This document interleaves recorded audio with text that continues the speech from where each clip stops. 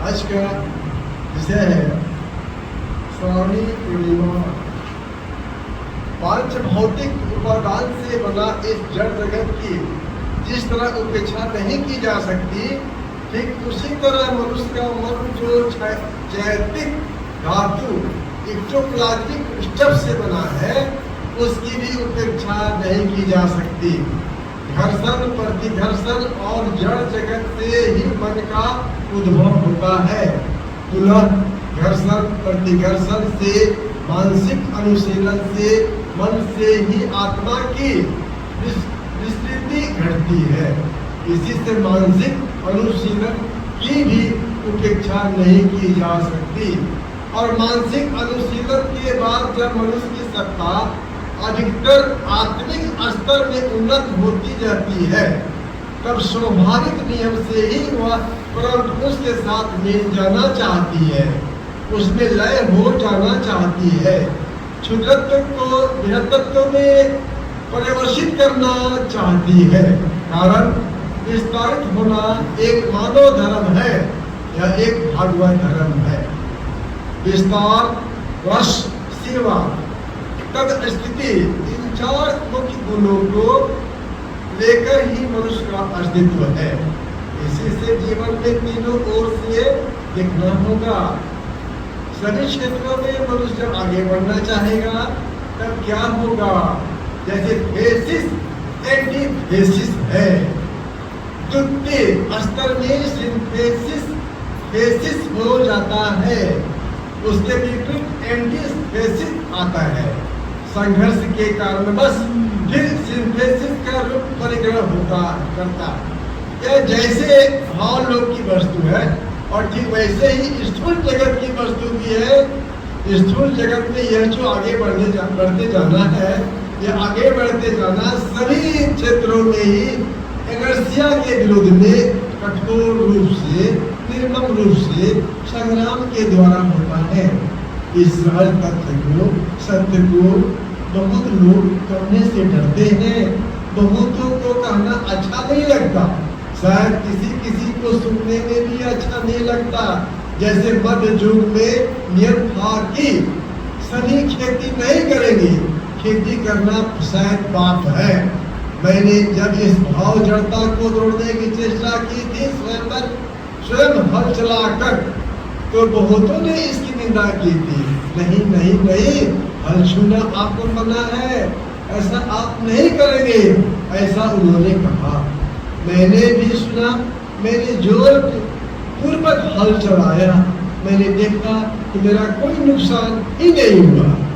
उन लोगों ने कहा आपका सर्वनाश हो जाएगा, मैंने देखा मेरा कोई नुकसान ही नहीं हुआ। यह एक भाव जड़ता धोखा मात्र है। कारण जहाँ पर युक्ति जाल वर्जित भाव से मनुष्य को चलना पड़ता है या चलने के लिए बाध्य किया जाता है, वही है भाव जड़ता। हल जोतना मना क्यों? उससे पाप क्यों होगा? किंतु हल जोत कर फसल उत्पन्न होती है, उस फसल को खाना तो मना नहीं है। इसका मतलब मैं जिस फसल को खाऊंगा उसके लिए हल जोत कर एक व्यष्टि पाप भोग करेगा। यह कैसी युक्ति है? यह युक्ति ठीक हुई नहीं।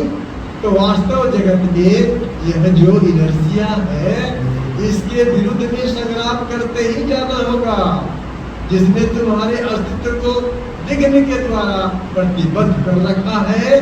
उस विघ्न के श्रृंग को तोड़कर ही ना तुम नूतन तत्व का आलोक देख पाओगे। हमारे इस स्थूल पांच भौतिक जगत में है पांच भौतिक शरीर। इस पांच भौतिक शरीर के लिए अन्न, वस्त्र, शिक्षा, निवास स्थान, चिकित्सा इत्यादि की आवश्यकता होती है। और इसके लिए क्या करना होगा? हाँ, संग्राम के द्वारा ही प्रतिष्ठित होना होगा। फिर इस संग्राम के माध्यम से प्रतिष्ठा है। मनुष्य हुआ सामाजिक जीव, अकेला जीव नहीं। उससे इस संग्राम के माध्यम से प्रतिष्ठित होना होगा। यह बेष्ठी जगत प्रयास है, ठीक ही है, किंतु इस बेष्ठी जगत प्रयास के पीछे रहना होगा सामूहिक समर्थन। तो सामूहिक आकृति एक सामूहिक तत्व, इस तत्व के आधार पर मनुष्य कोशिश किए जाएगा, संग्राम किए जाएगा। और तत्व यदि त्रुटिहीन हो तब तो मनुष्य अनायास ही अपने अभिष्ट में प्रतिष्ठित हो जाए। इसी से मनुष्य की आवश्यकता है एक दृढ़ संकल्प तथा दृढ़ संकल्प के साथ एक मजबूत दर्शन। इसी से भौतिक क्षेत्र में मनुष्य व्यष्टिगत असामूहिक अस्तित्व की रक्षा करने के लिए इनर्शिया के विरुद्ध में संग्राम किए जाएंगे। यह जो इनर्शिया है जिसे साइकिक वर्ल्ड में मैं कहता हूँ डोगमा, वह अपनी पूर्ण शक्ति से तुम्हारे इस पदक्षेप को रोकने के लिए चेष्टशील होगा। उसका ऐसा करना ही स्वाभाविक है। अतएव इसे देखकर घबराने से होगा नहीं, रुक जाने से नहीं चलेगा। तुम्हें स्मरण रखना होगा कि आगे की ओर बढ़ने के लिए इनर्शिया का विघ्न आएगा ही, नहीं आना ही अस्वाभाविक है। नहीं आने का मतलब है कि तुम लंबी दौड़ चौड़ी बातें ही कर रहे थे, तुमने चलने की चेष्टा नहीं की है। बहुत से लोग कहते हैं मैं यह करने गया, इसमें यह दिक्कत आ गया, यह अमुक बात कही इत्यादि। यह सब होना ही स्वाभाविक है। काम करने पर इनर्शिया नाना रूप नाना प्रतिरूप लेकर तुम्हारे सामने उपस्थित होगा और उस विघ्न को तुम उसी मन से वर्ण करोगे तथा कहोगे भाई तुम आए हो, तुम अपना काम किए जाओ, मैं अपना काम करता रहूं जाऊं। आनंद सूत्र में कहा गया है बाधा सब जिस्माना शक्ति से स्थापयति लक्ष्य। ठीक वैसे ही मनुष्य का मनोजगत है जो इक्टोप्लाज्मिक सब्सटेंस से बना है, जो चित्ताणु से बना है, जो शून्यभूत पंच भौतिक उपादान है। तुम्हें स्मरण होगा मन का विराट जड़ीभूत रूप यह पांच भौतिक जगत है। फिर इस पांच भौतिक जगत से ही संघर्ष समिति के माध्यम से बना है चिताणु मनोजगत। यदि भौतिक क्षेत्र में मनुष्य संग्राम विमुख होता है, यदि मनुष्य डिग्री की उपेक्षा कर बचने के प्रयास में रत होता है तो यह ऐसा कर नहीं सकेगा, बल्कि संग्राम न करने के परिणाम स्वरूप उसके चिताणु की समृद्धि वृद्धि न होगी, उससे वह क्षतिग्रस्त होगा और परिणाम स्वरूप जब निरंतर असुविधा उसके सामने आ खड़ी होगी तब वह उसके विरुद्ध में अपने को उपस्थित न कर सकेगा। इसी से भौतिक जगत में संग्राम मनुष्य को मानसिक जगत में संग्राम करने की प्रस्तुति ठीक कर देता है। ठीक वैसे ही मानसिक जगत की उन्नति के कारण मानसिक जगत की विस्तृति से नए नए तथ्य उसके सामने आने लगते हैं, जो उन्हें वस्तु जागतिक संग्राम में रसद पहुंचाने के समान काम करता है। और यही मानसिक अभिवादन भावन तथा मानसिक अभिभावनिक दृढ़ता आत्मिक विस्तृति उत्पन्न कर देता है। आत्मिक विस्तृति पुरुष के मन को और भी अधिक परम पुरुष की ओर अभिमुखी कर देती है। उसका तब मन चाहता है कि परम पुरुष के यह जो अनंत अखंड विस्तृति है उसमें अपने क्षुद्र विस्तृति को उनमें ही मिलाकर मैं विराट हो जाऊं। वह तब अपने अभिष्ट सिद्धि में, जन कल्याण में, मानव कल्याण में और व्यक्तिगत जीवन के यथार्थ कल्याण में भी और तरह से उन्नति कर सकता है। हम लोगों के इस श्रावणी पूर्णिमा को बहुत से लोग जानते हैं, यह जानने की चीज है। मैं तब बहुत छोटा था, मैं उस समय विद्यासागर कॉलेज में पढ़ता था। एक दिन सायंकाल को एक घटना हुई थी। एक आदमी था, वह बहुत दुष्ट प्रकृति का था। हम इस शब्द का व्यवहार इसलिए कर रहे हैं कि आज जो आदमी दुष्ट है वह कल साधु भी हो सकता है, आज जो मूढ़ है वह कल ज्ञानी भी हो सकता है। यह सब कुछ आपेक्षिक जगत की आपेक्षिकता के द्वारा अभिषेक है। इसी से इसका कोई शाश्वत रूप नहीं है। किसी आदमी को अस्थायी रूप से दुष्ट कहा नहीं जा सकता। सब समय स्मरण रखना होगा कि इस दुष्ट के अंदर जो अच्छाइयाँ छिपी हुई है उन्हें ही जागृत कर आगे बढ़ा। इससे मैं अच्छा आगे बढ़ना चाहूँगा।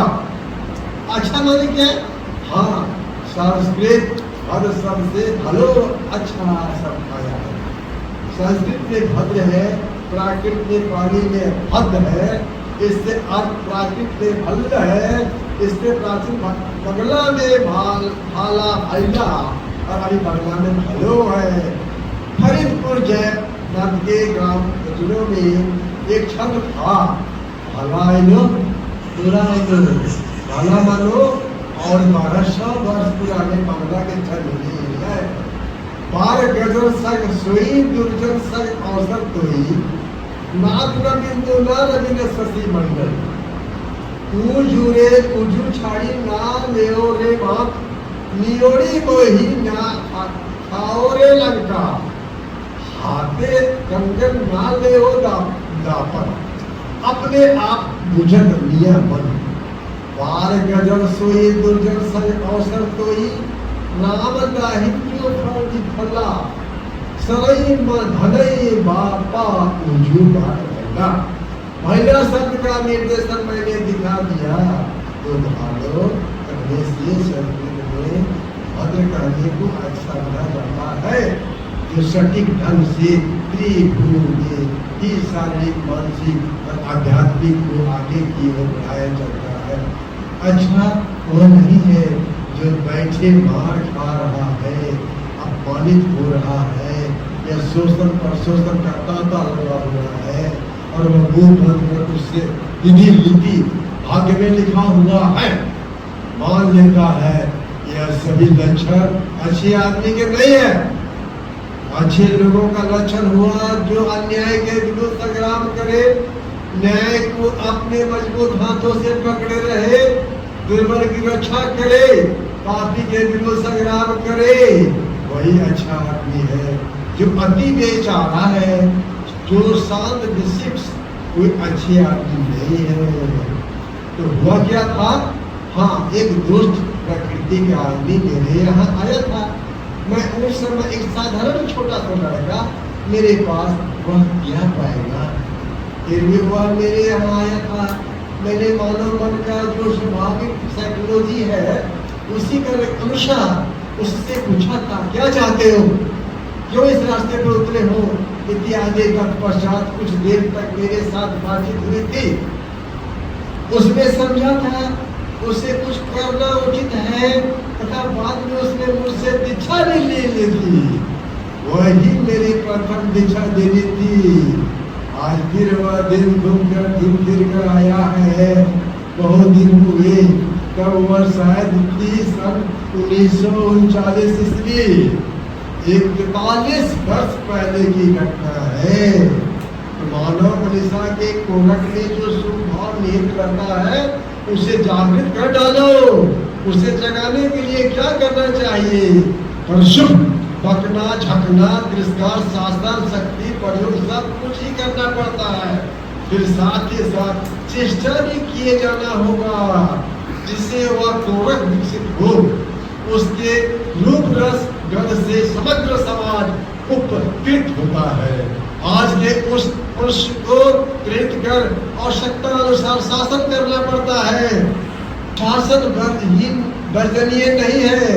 शास्त्र में कहा गया है, किताब दे शासनम, किताब दे अनुशासनम। भलाई करने के लिए जो शासन किया जाता है उसे अनुशासन कहते हैं।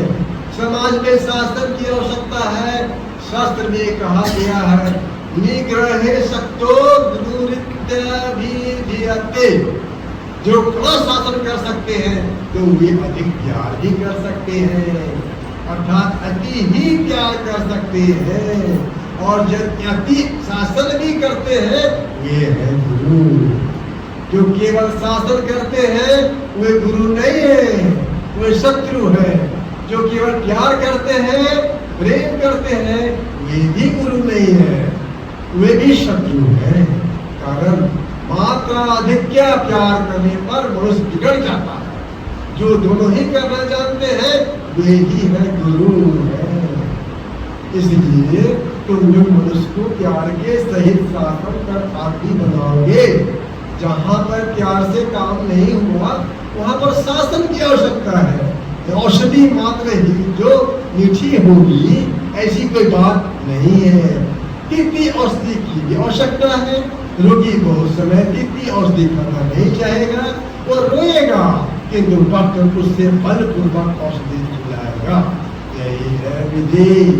तुम लोगों को मैं कहूँगा, संपूर्ण मानव समाज आज छत बिछत है, विभिन्न व्याधियों से, विभिन्न भाव जड़ता से उसके सर्वांग आज दुर्गंधमय हो गए हैं। सर्वांग कोड़ व्याधि ग्रंथ हो पड़ा है। ऐसी अवस्था में सोच समझ कर जैसी चिकित्सा की आवश्यकता हो तब वैसी चिकित्सा की व्यवस्था होकर मनुष्य जाति को संभाल कर ले चलना होगा। एक बार फिर कहता हूँ, किसी मनुष्य को पहले ही दुष्ट या बुरा होने के सिद्धांत पर नहीं पहुंचोगे। उसके अंदर अच्छे गुणों की संख्या बढ़ जाने पर समाज उसे श्रद्धा करेगा। हर एक मनुष्य को श्रद्धा के आसन उठाने की चेष्टा करोगे, किंतु श्रद्धा के आसन पर तुम बिठाने की चेष्टा किए जा रहे हो, उसे तुम प्रकाश नहीं करोगे। जो मनुष्य पर सर्वदा समाज को नुकसान पहुंचाते ही जाएगा, उससे विपक्ष में अत्यंत दृढ़ता पूर्वक व्यवहार करना होगा। निरंतर मानव जाति के स्वार्थ के लिए, तू भू लुंठित मानवता के स्वार्थ के लिए, परम पुरुष की प्रियवत्ता के लिए, प्रितार्थ के लिए परम पिता बाबा की जय।